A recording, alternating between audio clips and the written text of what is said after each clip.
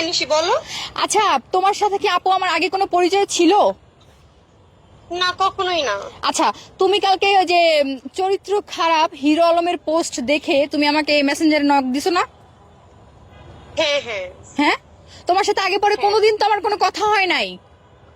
না, আমি তোমাকে চিনতামই না, জাস্ট হ্যাঁ, তোমার ওই লিংকটা আমাকে পাঠাইলো একজন। হ্যাঁ, তুমি যে পোস্ট করেছো ওটার লিংক আমাকে পাঠাইলো, দেন আমি শেয়ার দিয়েছি তোমার পোস্টটা। আসসালামু আলাইকুম।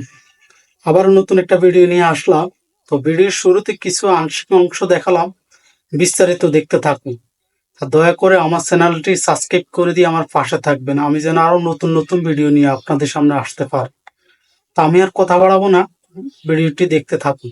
রিয়ামণিকে এখন ফোন দিয়ে জানতে হবে যে হিরো আলম মানে কি, ওর কি মানে মানে ও কি অক্ষম নাকি ভাই, মানে অন্য কিছু, এটা আমার জানতে হবে তাহলে। হ্যাঁ হ্যাঁ নিশি বলো। আচ্ছা, তোমার সাথে কি আপু আমার আগে কোনো পরিচয় ছিল? না, কখনোই না। আচ্ছা, তুমি কালকে ওই যে চরিত্র খারাপ হিরো আলমের পোস্ট দেখে তুমি আমাকে মেসেঞ্জারে নক দিছো না? হ্যাঁ হ্যাঁ হ্যাঁ, তোমার সাথে আগে পরে কোনোদিন তো আমার কোনো কথা হয় নাই। না, আমি তোমাকে চিনতামই না, জাস্ট হ্যাঁ, তোমার ওই লিংকটা আমাকে পাঠাইলো একজন। হ্যাঁ, তুমি যে পোস্ট করেছো ওটার লিংক আমাকে পাঠাইলো, দেন আমি শেয়ার দিয়েছি তোমার পোস্টটা। আচ্ছা, হ্যাঁ।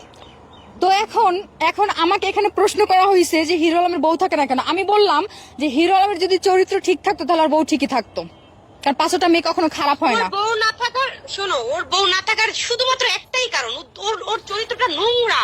সে তোমরা দেখো না, মেয়ে প্রত্যেকটা মেয়েকে সে কি কি বলে, গিভেন টেকে কাজ করবা, কাজ করলে আমার সাথে থাকতে হবে, এসব কথা বলে, দেখো না।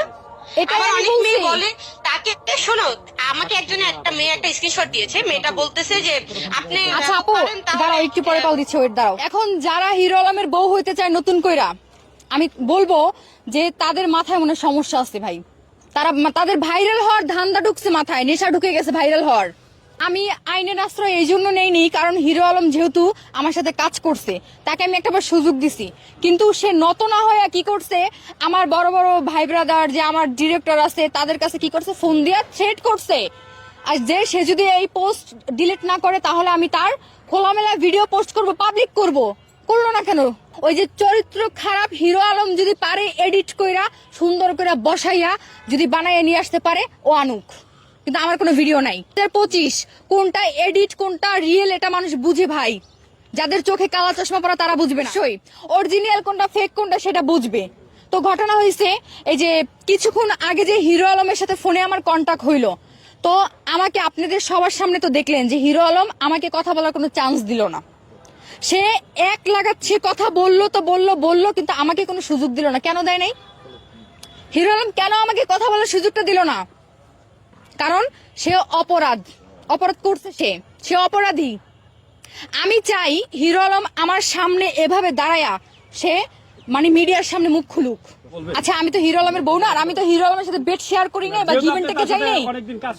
এখন মানুষ মানুষের মানে বউ থাকে না, অনেক কারণ থাকে ভাই। রিয়ামনির সাথে কথা বলেছে, রিয়ামনি কি বলেছে? ওর সাথে আমার ওইভাবে কোনো কথা হয়নি। তাহলে আমার জানতে হবে রিয়ামনির মানে রিয়ামনিকে এখন ফোন দিয়ে জানতে হবে যে হিরো আলম মানে কি, ওর কি মানে মানে ও কি অক্ষম নাকি ভাই, মানে অন্য কিছু, এটা আমার জানতে হবে তাহলে।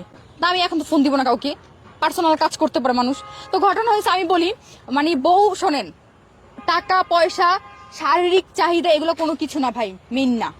মূলত হয়েছে একটা পুরুষের চরিত্র যদি ঠিক থাকে তাহলে আমার মনে হয় না কোনো নারী তার সংসার ত্যাগ করে।